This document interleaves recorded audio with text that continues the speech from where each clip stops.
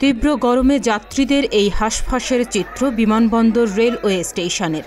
সকাল থেকে ট্রেন বিলম্বে ভোগান্তিতে কয়েকশো যাত্রী। ঢাকার সাথে সারা দেশের ট্রেনের শিডিউল বিপর্যয় ঘটেছে, আর এতে করে তীব্র গরমে নাভিশ্বাস যাত্রীদের। সকাল ৬টা ১৫ মিনিটে বিরতিহীন পর্যটক এক্সপ্রেস সকাল ৯টায় বিমানবন্দর ছেড়ে যায়। এছাড়াও সকাল ৭:৩০টায় জামালপুর অভিমুখী তিস্তা এক্সপ্রেস প্রায় ২ ঘন্টা পরে এবং চট্টগ্রামগামী মহানগর প্রভাতী ট্রেন প্রায় ১.৫ ঘন্টা দেরি করে চট্টগ্রামের উদ্দেশ্যে ছেড়ে যায়। এতে করে এই তীব্র গরমে ট্রেনের জন্য অপেক্ষা করতে থাকা যাত্রীরা পড়েছেন চরম বিপত্তিতে। এর ভিতরে প্রচুর গরম। আমি ৬টার পর থেকে দাঁড়াই আছি এরিয়ার জন্য, জামালপুরও না হবে এই যাবো তো কোনো সংবাদ পাই নাই। ভোগান্তি কত ভোগান্তি, গরমে অসহ্য, আর মানে অসহ্য। ৯টা বাজতেছে, মানে প্রায় ১.৫ ঘন্টা যাবো ২ ঘন্টা যাবো আমরা সবাই এখানে দাঁড়িয়ে আছি। গরম, তীব্র গরম, ট্রেনের বাতাসও গরম লাগতেছে। আমাদের অনেক অস্বস্তি লাগছে, এখন কোনো ট্রেন নেই। জামালপুর এক্সপ্রেস ওটা অনেক লেট করছে।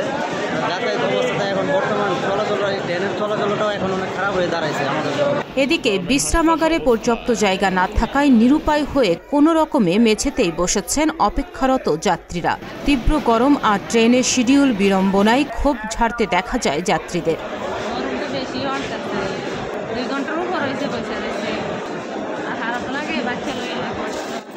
সকালে তো আসলাম, অনেক আগে আসছি, কিন্তু কোনো কাজ হচ্ছে না।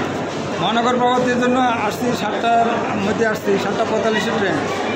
এখন পর্যন্ত মহানগর প্রভাতীর কোনো খোঁজ খবর নেই। আমি প্রভাতী ট্রেনে যাবো বলছি না, ১ ঘন্টা আগে আসছি, এখনও কোনো পাচ্ছি না। এখন কীভাবে যাবো চিন্তায় আছি, পর্যাপ্ত বসার প্লেস নাই। এই যে ব্যাগ নিয়ে খুব কষ্ট হচ্ছে।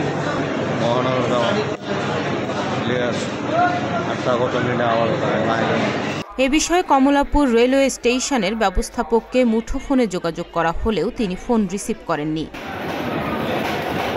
জানা গেছে, শুক্রবার দিবাগত রাতে ব্রাহ্মণবাড়িয়া রেলওয়ে স্টেশনের আউটার এলাকায় একটি কন্টেইনারবাহী ট্রেন লাইনচ্যুত হয়েছে। ফলে ঢাকার সঙ্গে চট্টগ্রাম, সিলেট ও নোয়াখালীর রেল যোগাযোগ বন্ধ হয়ে যায়। তাহনিয়া ইয়াসমিন, প্রতিদিনের বাংলাদেশ।